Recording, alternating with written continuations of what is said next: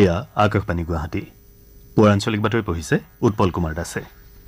এতিয়া প্ৰধান বাতৰিসমূহ হ'ল উৎকণ্ঠাৰ অৱসান ঘটাই অষ্টাদশ লোকসভা নিৰ্বাচনৰ ফলাফল প্ৰকাশ, বিজেপি নেতৃত্বাধীন NDAৰ 292খন আৰু IND মিত্ৰজোঁটৰ 233খন আসনত জয়লাভ, তৃণমূল কৰ্মীসকলৰ অবিহনে বিজেপিৰ জয় সম্ভৱ নাছিল বুলি দিল্লীত প্ৰধানমন্ত্ৰী নৰেন্দ্ৰ মোদীৰ মন্তব্য, ৰাজ্যৰ 11টা সমষ্টিত বিজেপি মিত্ৰজোঁটে জয়লাভ কৰাৰ বিপৰীতে যোৰহাট, নগাঁও আৰু ধুবুৰীত বৃহৎ ভোটৰ ব্যৱধানত কংগ্ৰেছৰ বিজয়, নেৰানেপেৰা বৰষুণৰ পৰিপ্ৰেক্ষিতত ৰাজ্যত বানত মৃত্যু হোৱা লোকৰ সংখ্যা 24লৈ বৃদ্ধি, বান বিধ্বস্ত 10খন জিলাৰ 167টা শিবিৰত 33,000ৰো অধিক লোকৰ আশ্ৰয় গ্ৰহণ আৰু ICC T20 বিশ্বকাপ ক্ৰিকেট প্ৰতিযোগিতাত আজি আয়াৰলেণ্ডৰ বিৰুদ্ধে ভাৰতৰ প্ৰথম খেল।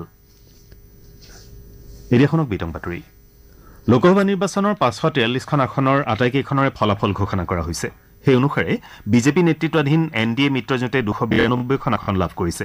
আনহাতে IND মিত্ৰজোঁটে 233খন আসন লাভ কৰি দ্বিতীয় স্থানত আছে। অন্যান্যসকল 18খন আসনত জয়ী হৈছে।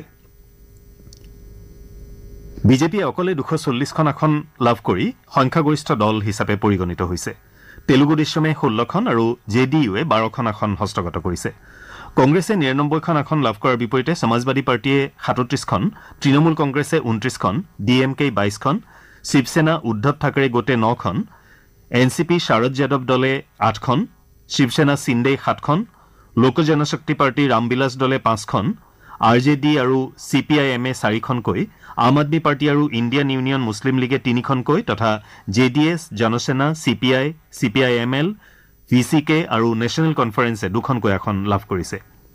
এইবাৰ লোকসভা নিৰ্বাচনত জয়লাভ কৰা আগশাৰীৰ প্ৰাৰ্থীসকলৰ ভিতৰত বাৰাণসীৰ পৰা প্ৰধানমন্ত্ৰী তথা বিজেপি নেতা নৰেন্দ্ৰ মোদী, গান্ধীনগৰৰ পৰা কেন্দ্ৰীয় মন্ত্ৰী অমিত শ্বাহ, কোটাৰ পৰা ওম বিৰলা, বিকানেৰৰ পৰা অৰ্জুন ৰাম মেঘৱাল, যোধপুৰৰ পৰা গজেন্দ্ৰ সিং শেখাৱত, ডিব্ৰুগড়ৰ পৰা সৰ্বানন্দ সোণোৱাল, গুনাৰ পৰা জ্যোতিৰাদিত্য সিন্ধিয়া, মেইনপুৰীৰ পৰা সমাজবাদী পাৰ্টীৰ নেত্ৰী ডিম্পল যাদৱ, উত্তৰ প্ৰদেশৰ ৰায়বেৰেলী আৰু কেৰালাৰ ৱায়নাডৰ পৰা কংগ্ৰেছৰ ৰাহুল গান্ধী আৰু আছানছোলৰ পৰা তৃণমূল কংগ্ৰেছৰ শত্ৰুঘ্ন সিনহা অন্যতম।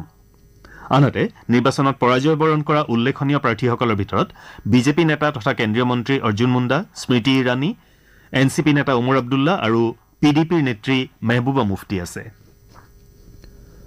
অষ্টাদশ লোকসভা নিৰ্বাচনৰ ফলাফল পৰিস্ফুট হোৱাৰ পাছতে কালি নিশা দিল্লীত বিজেপিৰ মুখ্য কাৰ্যালয়ত প্ৰধানমন্ত্ৰী নৰেন্দ্ৰ মোদী, জ্যেষ্ঠ বিজেপি নেতা অমিত শ্বাহ, ৰাজনাথ সিং আৰু JP নাড্ডা উপস্থিত হৈ দলীয় কাৰ্যকৰ্তাসকলক সম্বোধন কৰে। দলৰ সভাপতি JP নাড্ডাই ভাৰতীয় জনতা পাৰ্টীৰ সকলো কৰ্মকৰ্তাক ধন্যবাদ জ্ঞাপন কৰি কয় যে তৃণমূল কৰ্মীসকলৰ অবিহনে বিজেপিৰ জয় কেতিয়াও সম্ভৱ নহয়। প্ৰধানমন্ত্ৰী তথা জ্যেষ্ঠ বিজেপি নেতা নৰেন্দ্ৰ মোদীয়ে দেশবাসীৰ স্নেহৰ ওচৰত ঋণী বুলি উল্লেখ কৰি কয় যে দেশৰ জনতাই NDA চৰকাৰৰ ওপৰত আস্থা প্ৰকাশ কৰিছে। শ্ৰীমোদীয়ে দেশৰ নিৰ্বাচন আয়োগক স্বচ্ছ আৰু নিকা নিৰ্বাচন অনুষ্ঠিত কৰাৰ বাবে ধন্যবাদ জ্ঞাপন কৰাৰ লগতে তীব্ৰ গৰমকো নেওচি নিৰ্বাচনৰ কাম কাজত জড়িত হৈ থকা বিষয়া কৰ্মচাৰীসকলকো ধন্যবাদ জ্ঞাপন কৰে। আনহাতে কংগ্ৰেছ দলে কালি লোকসভা নিৰ্বাচনৰ ফলাফল সন্দৰ্ভত এখন সংবাদমেল সম্বোধন কৰে। সংবাদমেলত দলৰ সভাপতি মল্লিকাৰ্জুন খাৰ্গে, কংগ্ৰেছ নেত্ৰী ছোনিয়া গান্ধী আৰু নেতা ৰাহুল গান্ধীয়ে অংশ লয়। ৰাহুল গান্ধীয়ে সংবাদমেলত ভোটদাতাসকলক ধন্যবাদ জ্ঞাপন কৰি কয় যে এই নিৰ্বাচন সংবিধান ৰক্ষাৰ স্বাৰ্থত অনুষ্ঠিত হৈছে।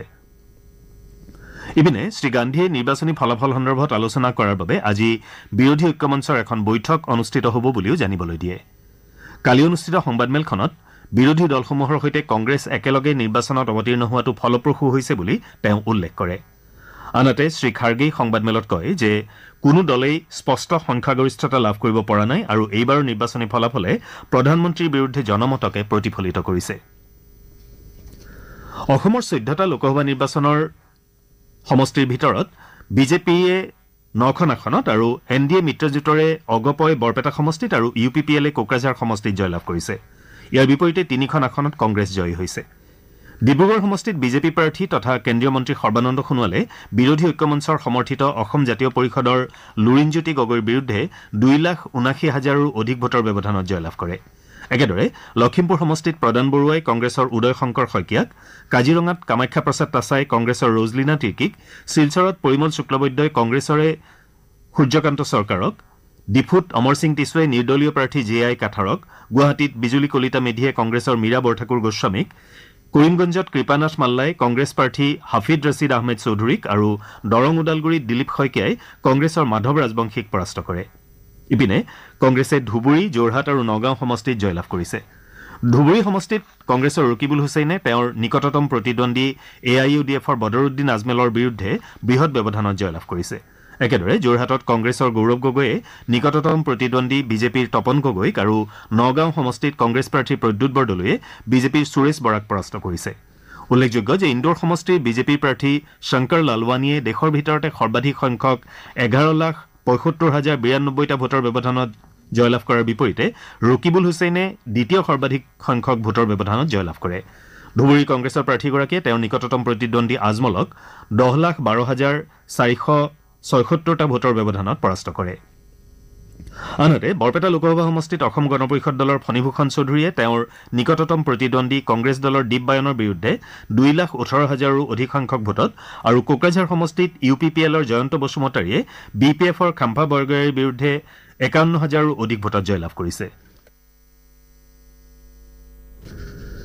কালি ফলাফল ঘোষণা কৰা দেশৰ শেহতীয়া লোকসভা নিৰ্বাচনত অৰুণাচল প্ৰদেশৰ অৰুণাচল পূব সমষ্টিত বিজেপিৰ তাপিৰ গাঁও আৰু অৰুণাচল পশ্চিম সমষ্টিত কেন্দ্ৰীয় মন্ত্ৰী তথা বিজেপি নেতা কিৰেণ ৰিজিজু বিজয়ী হৈছে মিজোৰাম সমষ্টিত জোৰাম পিপলছ মুভমেণ্ট দলৰ প্ৰাৰ্থী ৰিচাৰ্ড ফানলাল মাংগাইহাই জয়লাভ কৰে মেঘালয়ৰ শ্বিলং সমষ্টিত ভইচ অৱ পিপলছ পাৰ্টীৰ ৰিকি সিংটন আৰু তুৰা সমষ্টিত কংগ্ৰেছ দলৰ সালেং চাংমা জয়ী হৈছে ত্ৰিপুৰা পূব সমষ্টিত বিজেপিৰ কীৰ্তি দেৱী দেৱবৰ্মন আৰু ত্ৰিপুৰা পশ্চিম সমষ্টিত বিপ্লৱ কুমাৰ দেৱে জয়লাভ কৰে আনহাতে মণিপুৰৰ ইনাৰ মণিপুৰ সমষ্টিত কংগ্ৰেছ প্ৰাৰ্থী অংগমচা বিমল আকিজামে আৰু আউটাৰ মণিপুৰ সমষ্টিত কংগ্ৰেছৰে আলফ্ৰেড কাংগাম আৰ্থুৰটাই বিজয় সাব্যস্ত কৰে ইপিনে নাগালেণ্ডৰ একমাত্ৰ আসনখনত কংগ্ৰেছ প্ৰাৰ্থী সুফং মেৰনে জমিৰে ৰাজ্যখনৰ শাসকীয় দল NDPPৰ প্ৰাৰ্থী ডক্টৰ সুম্বেন মুৰিক 50,000ৰো অধিক ভোটৰ ব্যৱধানত পৰাস্ত কৰি জয়লাভ কৰে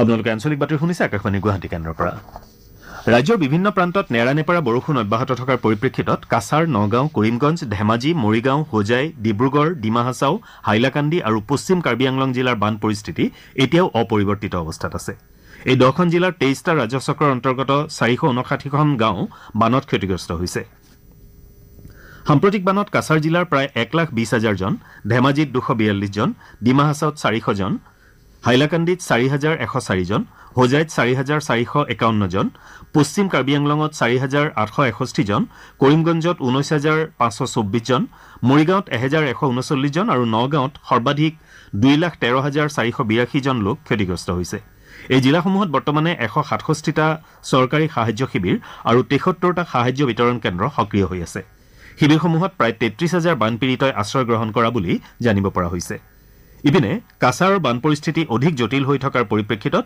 SDRF NDRFৰ লগতে জৰুৰী সেৱা বাহিনীয়ে উদ্ধাৰ অভিযান তীব্ৰতৰ কৰি তুলিছে বৰ্তমানেও কপিলি আৰু কুশিয়াৰা নৈৰ পানী বিপদসীমাৰ ওপৰেদি প্ৰবাহিত হৈ থকাৰ ফলত নগাঁও জিলা আৰু বৰাক উপত্যকাৰ বান পৰিস্থিতি উন্নত হোৱা নাই ইপিনে সাম্প্ৰতিক বানত বৰ্তমানলৈ মুঠ 24 জন লোকৰ মৃত্যু হোৱা বুলি ৰাজ্যিক দুৰ্যোগ প্ৰশমন প্ৰাধিকৰণে প্ৰকাশ কৰিছে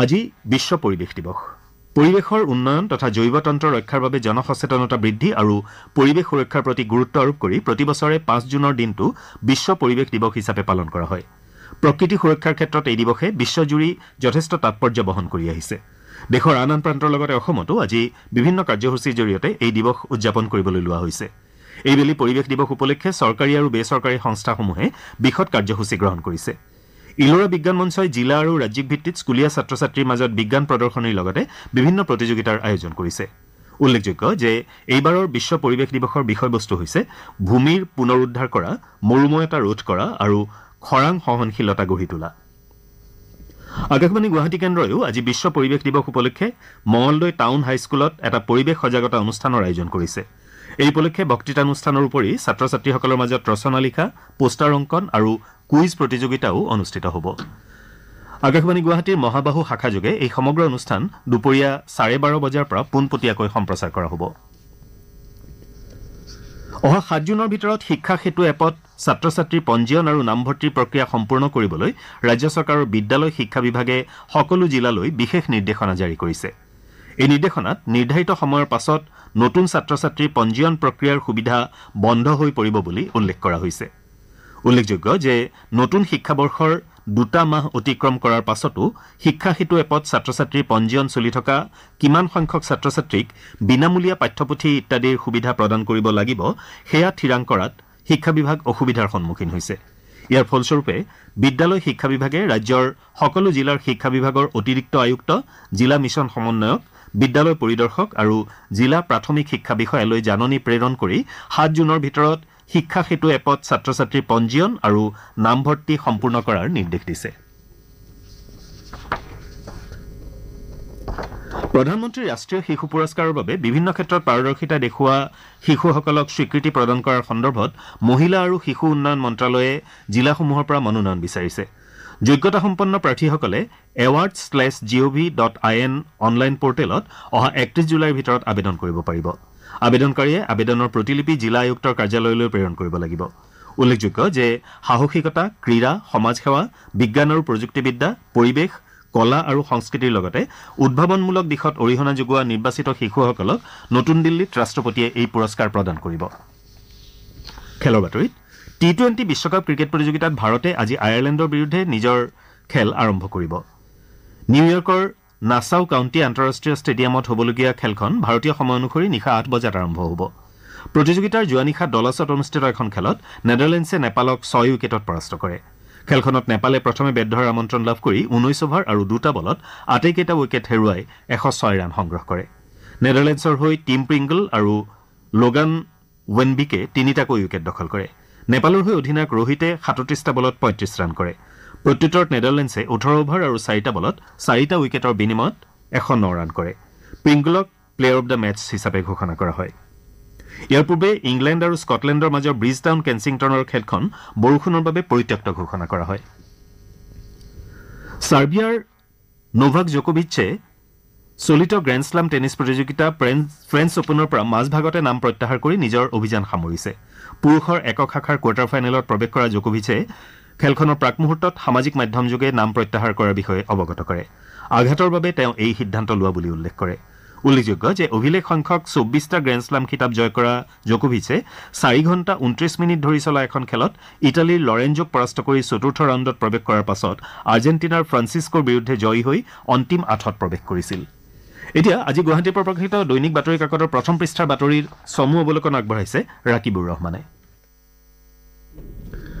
ক্ষমতাত NDA উজ্জীৱিত ইণ্ডিয়া শিৰোনামেৰে দৈনিক অসম কাকতে কালি দেশজুৰি ঘোষণা হোৱা অষ্টাদশ লোকসভা নিৰ্বাচনৰ ফলাফলৰ বাতৰিক প্ৰথম পৃষ্ঠাত প্ৰকাশ কৰিছে। কালি ঘোষণা হোৱা ওড়িশা বিধানসভা আৰু অন্ধ্ৰপ্ৰদেশ বিধানসভা নিৰ্বাচনৰ ফলাফলত বিজেপি আৰু তেলেগু দেশম পাৰ্টীয়ে সংখ্যাগৰিষ্ঠতা লাভ কৰাৰ বাতৰিক অসমীয়া প্ৰতিদিন দৈনিক অগ্ৰদূত কাকতে প্ৰথম পৃষ্ঠাত স্থান দিছে। ডিব্ৰুগড় কেন্দ্ৰীয় কাৰাগাৰত কাৰাৰুদ্ধ হৈ থকা খালিস্তানী বিদ্ৰোহী নেতা অমৃতপাল সিঙে পঞ্জাৱৰ খাদুৰ চাহিব লোকসভা সমষ্টিৰ পৰা জয়লাভ কৰাৰ বাতৰিক আমাৰ অসম কাকতে প্ৰথম পৃষ্ঠাত প্ৰকাশ কৰিছে। ৰাজ্যত হোৱা বান পৰিস্থিতিৰ ফলত কাছাৰত 5 গৰাকী লোকৰ প্ৰাণহানি হোৱাৰ বাতৰিক দ্য চেণ্টিনেল কাকতে প্ৰথম পৃষ্ঠাত স্থান দিছে। নেশ্যনেল টেষ্টিং এজেন্সিয়ে কালি দেশজুৰি NEET আণ্ডাৰ গ্ৰেজুৱেটৰ ফলাফল ঘোষণা কৰাৰ বাতৰিক দি আছাম ট্ৰিবিউন কাকতে প্ৰথম পৃষ্ঠাত প্ৰকাশ কৰিছে। নিৰ্বাচনী ফলাফলৰ প্ৰভাৱত ভাৰতীয় শ্বেয়াৰ বজাৰত অভিলেখ সংখ্যক পতনৰ ফলত বিনিয়োগকাৰীৰ 31 লাখ কোটি টকা লোকচানৰ বাতৰিক দৈনিক জনভূমি কাকতে প্ৰথম পৃষ্ঠাত স্থান দিছে। কালি ঘোষিত লোকসভা নিৰ্বাচনৰ ফলাফলত অসমত বিজেপি মিত্ৰজোঁটে চমকপ্ৰদ প্ৰদৰ্শনেৰে 11খনকৈ আসন লাভ কৰাৰ বাতৰিক নিয়মীয়া বাৰ্তা কাকতে প্ৰথম পৃষ্ঠাত প্ৰকাশ কৰিছে।